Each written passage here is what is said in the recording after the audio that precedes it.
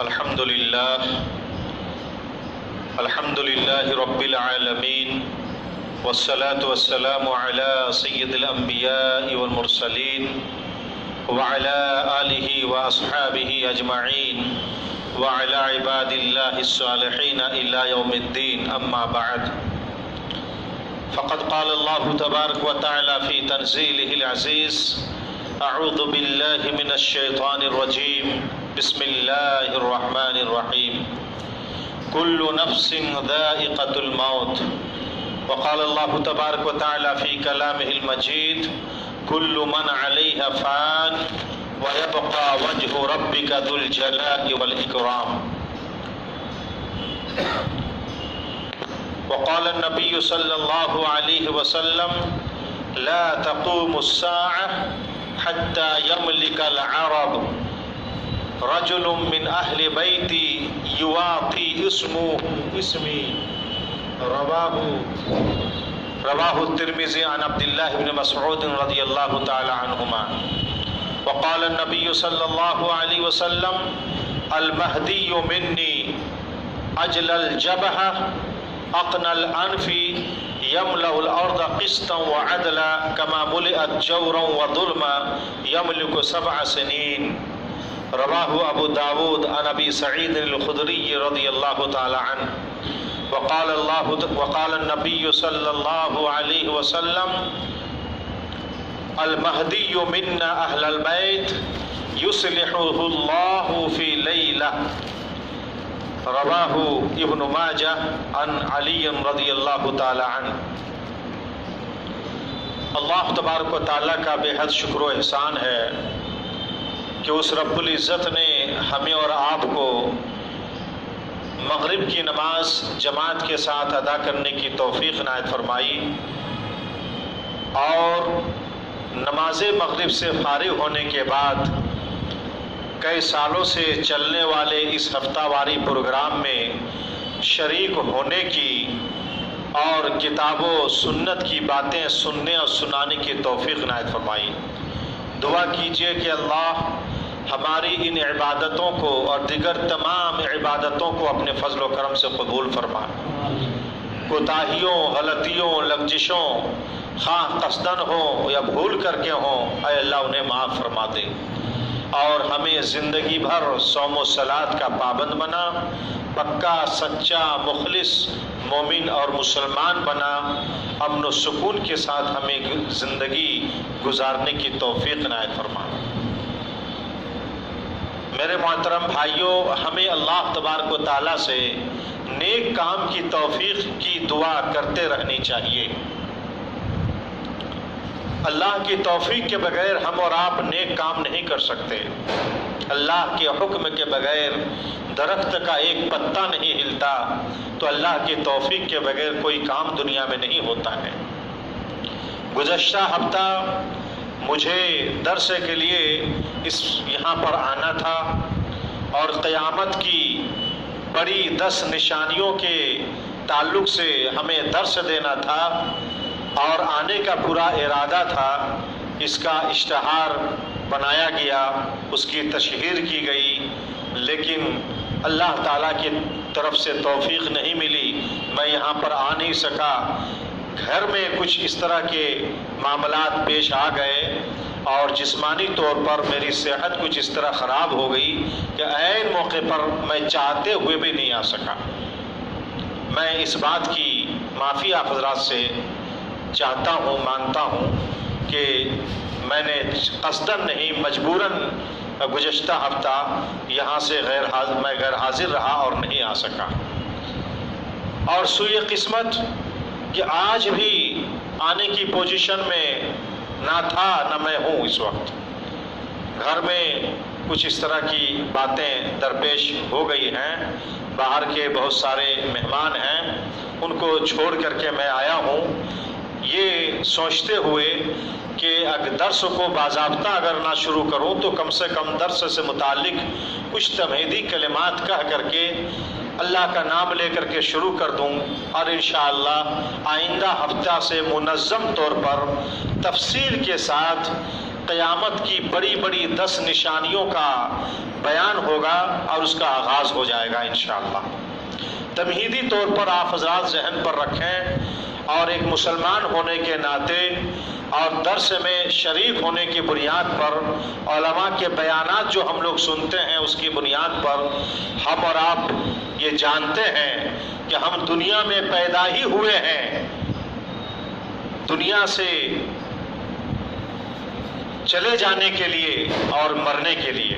ہر ایک کو مرنا ہے، ہر ایک کو موت آئے گی اور ہر ایک کو موت آنی ہے۔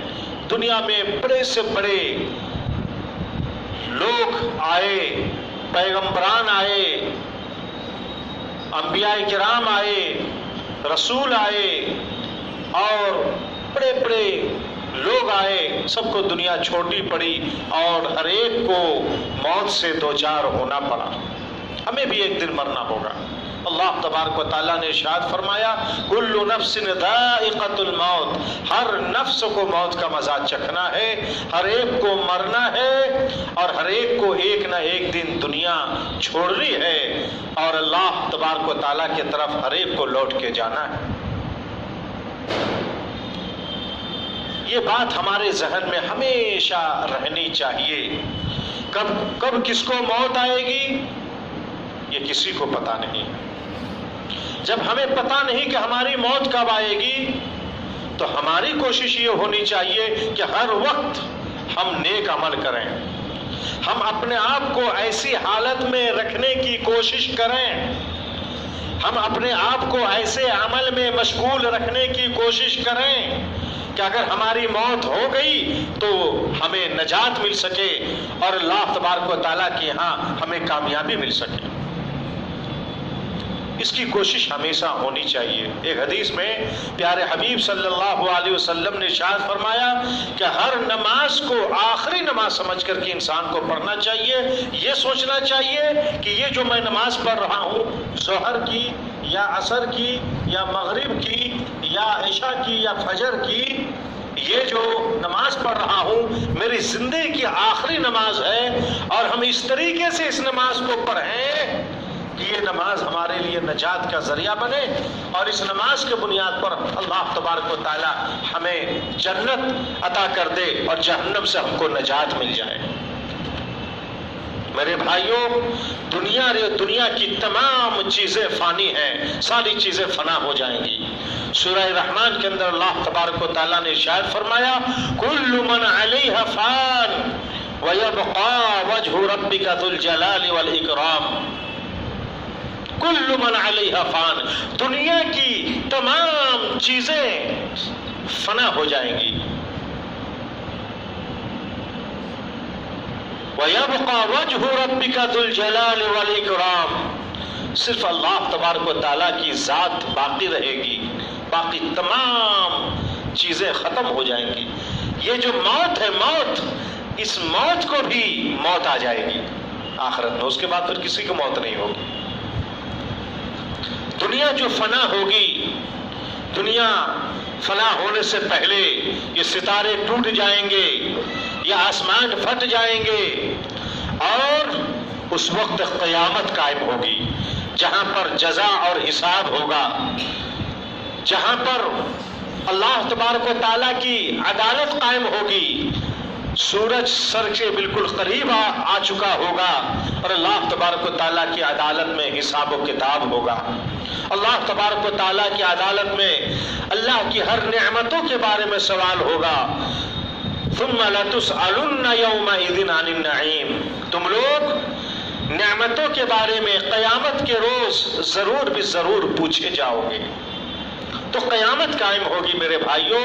قیامت قائم ہونے سے پہلے کچھ علامتیں ہوں گی، کچھ نشانیاں ہوں گی۔ قیامت قائم ہونے سے پہلے کچھ اسباب پیدا ہوں گے جنہیں علامات قیامت کہتے ہیں، قیامت کی نشانیاں کہتے ہیں اور عربی میں اسے اشراط الساعہ کہتے ہیں۔ یہ جو قیامت کی علامتیں ہیں یہ دو طرح کی ہیں، ایک قیامت کی چھوٹی علامتیں اور ایک قیامت کی بڑی علامتیں۔ قیامت کی چھوٹی علامتیں تو اسی وقت سے شروع ہو گئی جب جناب محمد الرسول اللہ صلی اللہ علیہ وسلم رسول بنائے گئے۔ محمد صلی اللہ علیہ وسلم کا رسول بنایا جانا ہی قیامت کی ایک چھوٹی سی علامت تھی کہ یہ آخری نبی ہے، اس کے بعد اب کوئی نبی آنے والا نہیں ہے، اس کے بعد اب قیامت آئے گی۔ اب کوئی نبی، قیامت اور ہمارے نبی صلی اللہ علیہ وسلم کے درمیان کوئی اور نبی مبعوث ہونے والے نہیں۔ اور قیامت کی جو بڑی علامتیں ہیں وہ امام مہدی علیہ السلام کے ظہور سے تقریباً شروع ہوتا ہے، یا یوں سمجھیے کہ قیامت کی بڑی علامتوں میں سے امام مہدی کا ظہور ہے۔ میں انشاءاللہ آئندہ ہفتہ درس میں اسی امام مہدی کے تعلق سے آپ حضرات کے سامنے بیان کروں گا کہ وہ کب ظاہر ہوں گے اور کیسے ظاہر ہوں گے، ان کی حکومت کا کیا انداز ہوگا، اور وہ امام مہدی ظہور کے ظاہر ہونے کے بعد وہ کب تک دنیا میں رہیں گے، کیا کارنامہ انجام دیں گے، اس کا کیا پس منظر ہوگا، کیا صورتحال ہوگی، انشاءاللہ آئندہ ہفتہ میں آپ کو اس تعلق سے تفصیل سے بتانے کی کوشش کروں گا۔ آج کے اس درس میں امام مہدی کے تعلق سے میں اتنی بات بتا دیتا ہوں کہ امام مہدی علیہ السلام کی صفات کیا ہوں گی۔ تو اس سلسلے میں سب سے پہلے ذہن میں بات رکھیے کہ امام مہدی کا جو ظہور ہوگا، امام مہدی علیہ السلام جو ہوں گے وہ جناب محمد الرسول اللہ صلی اللہ علیہ وسلم کے خاندان سے ہوں گے، بلکہ ان کی بیٹی حضرت فاطمہ رضی اللہ تعالی عنہا کی اولاد میں سے وہ ہوں گے۔ اور ان کے تعلق سے ایک حدیث ہے، سنن ترمذی کی حدیث نمبر 2230 یعنی 2230 نمبر کی حدیث ہے۔ امام ترمذی رحمۃ اللہ علیہ نے اس حدیث کو کتاب الفتن کے اندر ذکر کیا ہے۔ حدیث کے راوی حضرت عبداللہ ابن مسعود رضی اللہ تعالی عنہما ہیں، وہ بیان فرماتے ہیں لا تقوم الساعة حتى يملك العرب رجل من اہل بیتی یواتی اسمہ اسمی۔ نبی علیہ السلام نے ارشاد فرمایا کہ اس وقت تک قیامت قائم نہیں ہوگی جب تک کہ میرے اہل بیت میں سے، میرے اہل خانہ میں سے اور میرے خاندان میں سے ایک آدمی عرب کا حکمراں نہ بن جائے گا۔ ایک آدمی عرب کا حکمراں ہوگا، یواتی اسمہ اسمی، اس کا نام میرے نام کے مشابہ ہوگا۔ یعنی نبی صلی اللہ علیہ وسلم کا نام محمد تھا، آپ علیہ السلام کے والد کا نام عبداللہ تھا، تو یہ جو امام مہدی ہوں گے ان کا بھی نام محمد ہوگا اور ان کے والد کا نام عبداللہ ہوگا، یعنی امام مہدی بھی محمد ابن عبداللہ ان کا نام ہوگا۔ یاد رکھیے گا عقیدے کے تعلق سے ایک بات کہ یہ جو امام مہدی ہے، یہ امام مہدی سے وہ امام مہدی نہیں ہے جن کا انتظار شیعہ حضرات کرتے ہیں۔ شیعہ حضرات کا عقیدہ ہے کہ مہدی منتظر جو ہے، یعنی جس مہدی کا ہمیں انتظار ہے، وہ امام محمد ابن حسن عسکری رحمۃ اللہ علیہ ہیں، ان کا کہنا ہے۔ اور وہ کہتے ہیں کہ یہ 5 برس کی عمر میں چھپ گئے تھے اور یہ قیامت کے قریب ظاہر ہوں گے۔ یہ ان لوگوں کا باطل عقیدہ ہے اور گھناؤنا عقیدہ ہے، اس کا حدیث و قرآن سے کوئی تعلق نہیں ہے۔ مہدی سے مراد وہ امام مہدی ہیں جن کا نام محمد ابن عبداللہ ہوگا۔ خود نبی علیہ السلام نے فرمایا وہ جو ظاہر ہوں گے یواتی اسمہ اسمی، ان کا نام میرے نام کے موافق ہوگا، یعنی ان کا بھی نام محمد ہوگا اور ان کے والد کا نام عبداللہ، محمد ابن عبداللہ۔ امام مہدی کے ظہور کے تعلق سے حدیثیں باکثرت ہیں، بہت زیادہ ہیں۔ بہت بڑے محدث اور محقق ہمارے ہندوستان سے گزرے ہیں، علامہ صدیق حسن خان بھوپالی رحمۃ اللہ علیہ، انہوں نے الاذاعہ کے اندر یہ تحقیق سے ثابت کیا ہے کہ ظہور امام مہدی سے متعلق اتنی حدیثیں ہیں جو حد تواتر کو پہنچ جاتی ہیں۔ حد تواتر کا مطلب یہ ہے کہ اس حدیث کی روایت کرنے اتنے زیادہ ہیں کہ ان کا جھوٹ پر متفق ہونا محال، یعنی حدیث کی بہت ہی مضبوط اور ثقات، بہت صحت کے اعلیٰ درجے کو جو پہنچنے والی جو حدیثیں ہوتی ہیں ان میں سے ایک متواتر حدیثیں ہیں۔ تو امام مہدی کے ظہور سے متعلق جو حدیثیں ہیں یہ حد تواتر کو پہنچتی ہیں اور حدیث متواتر سے ثابت ہیں۔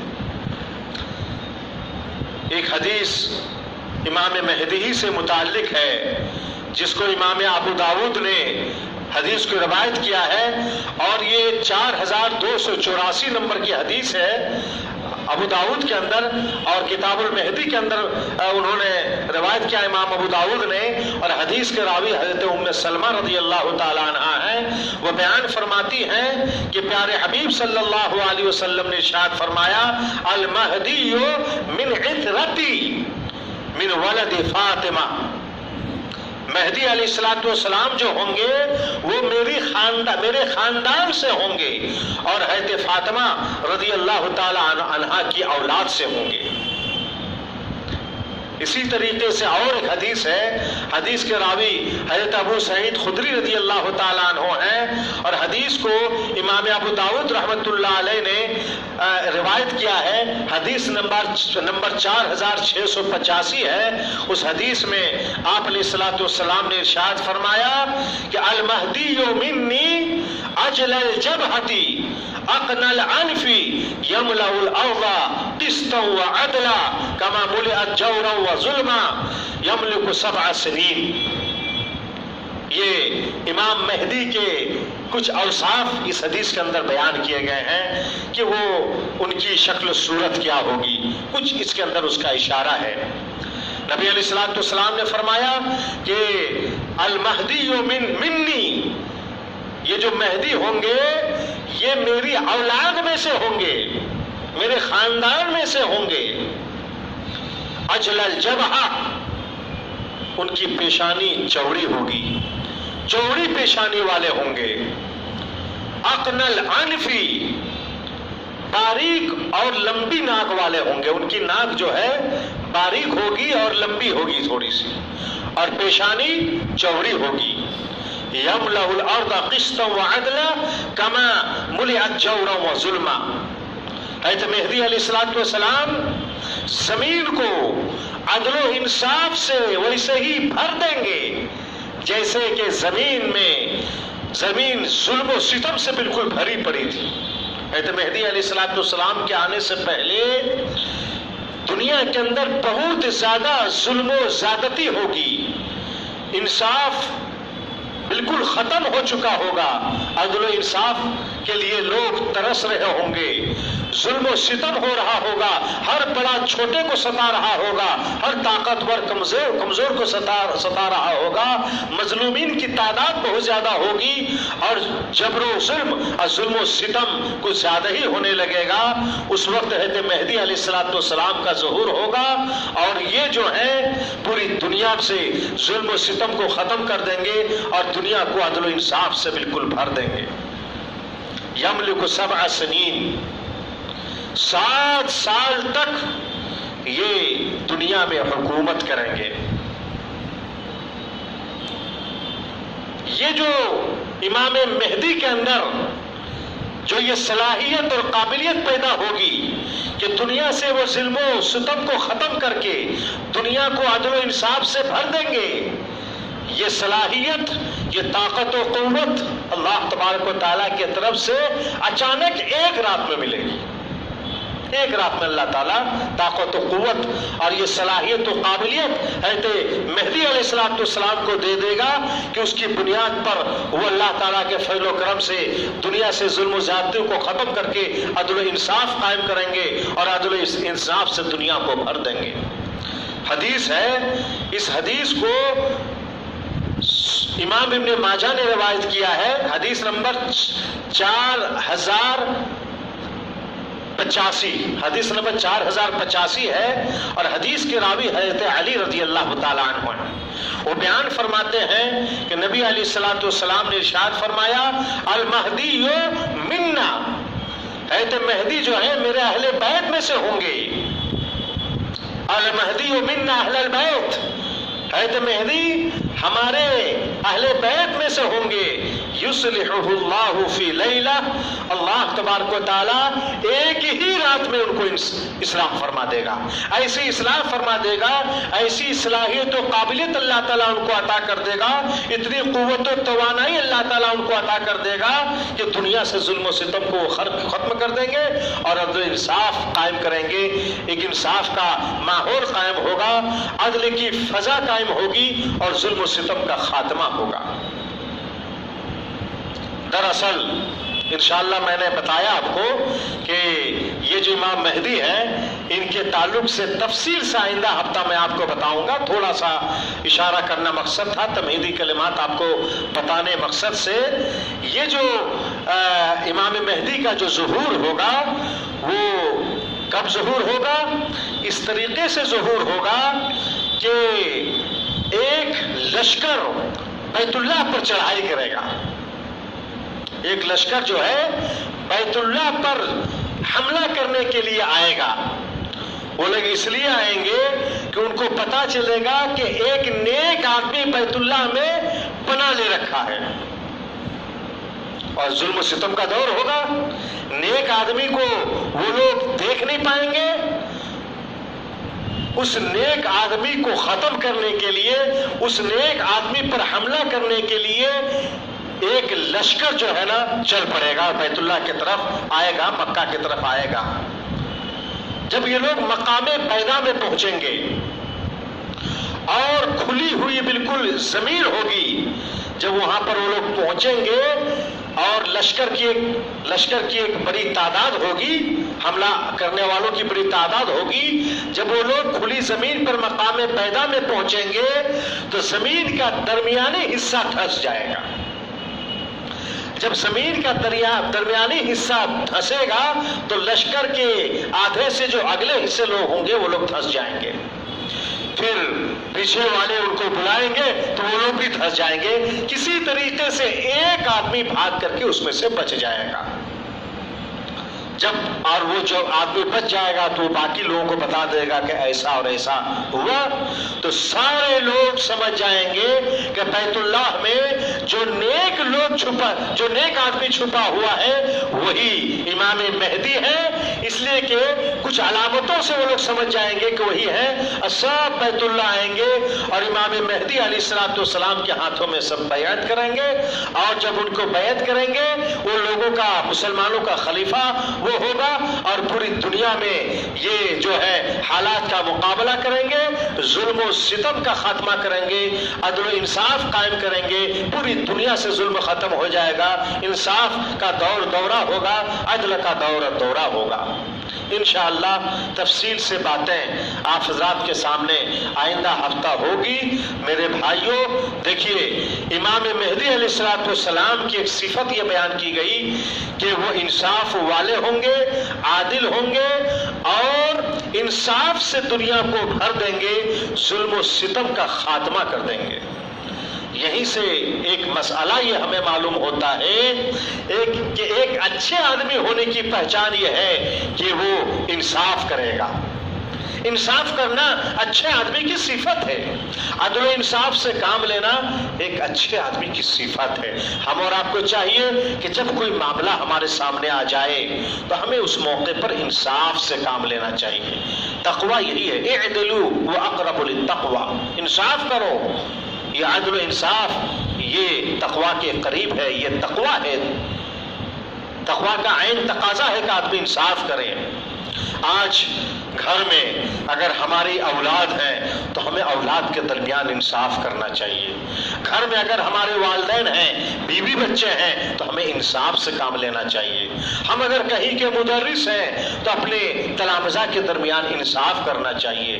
ہم اگر ذمہ دار ہیں تو ماتحتوں کے درمیان ہمیں انصاف کرنا چاہیے۔ اگر ہم حاکم ہیں، رعایا کے ساتھ ہمیں انصاف کرنا چاہیے اور عدل انصاف سے کام لینا چاہیے۔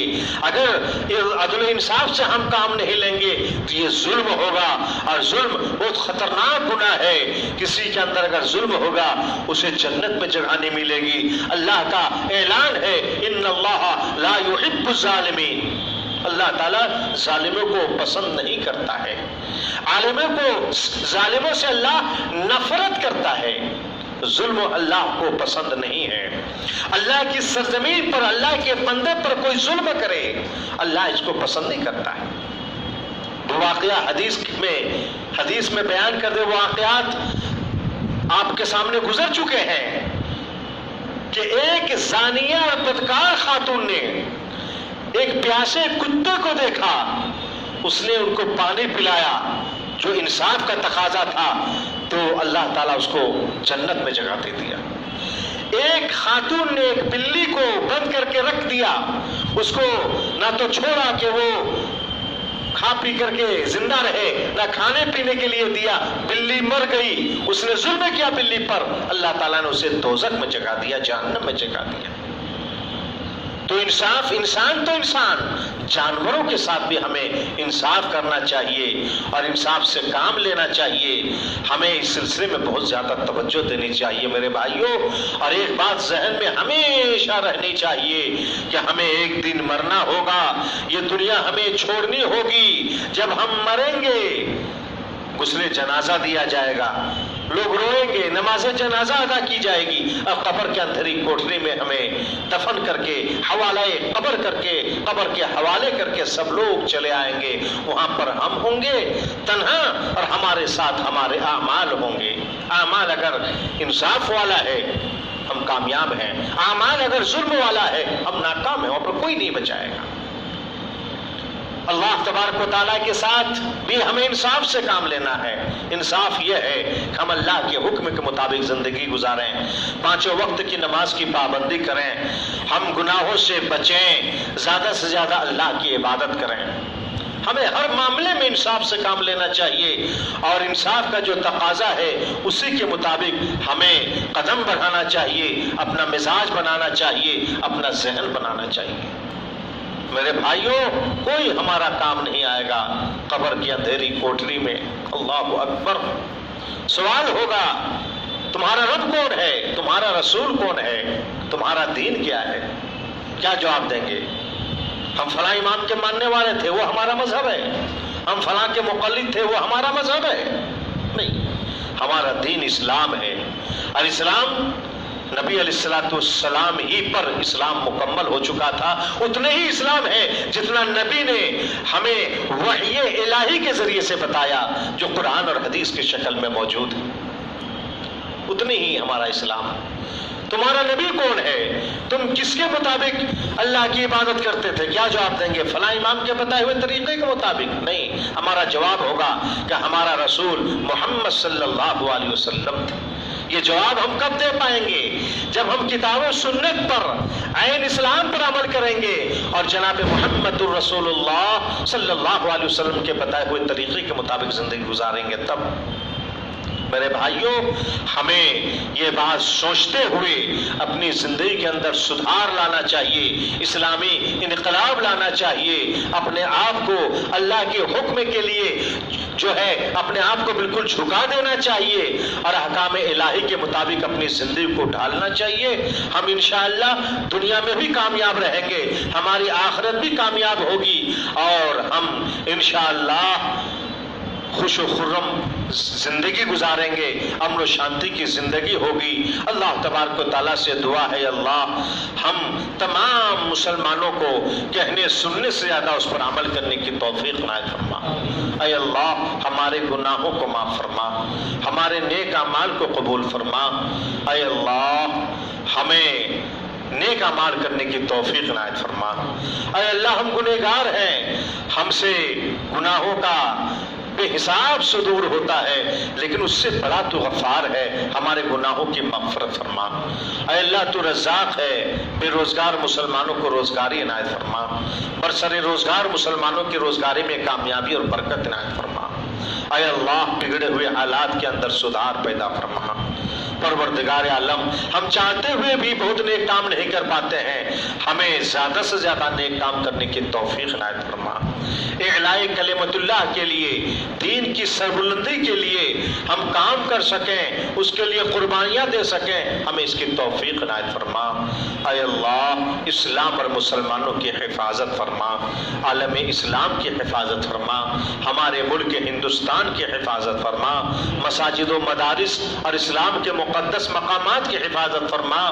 اے اللہ ہم نے امن و شانتی کی زندگی عنایت فرما۔ پروردگار عالم ہمیں جب تک زندہ رکھ، ایمان کی حالت میں زندہ رکھ، اور ہم سب کا خاتمہ ایمان کی حالت میں فرما۔ اپنے فضل و کرم سے ہماری ان دعاؤں کو قبول فرما۔ ربنا تقبل منا انک انت السمیع العلیم وتب علینا انک انت التواب الرحیم۔ صلی اللہ تعالی علی خیر خلق محمد وعلی آلہ وصحبہ اجمعین برحمتک یا ارحم الراحمین۔ والسلام علیکم ورحمۃ اللہ وبرکاتہ۔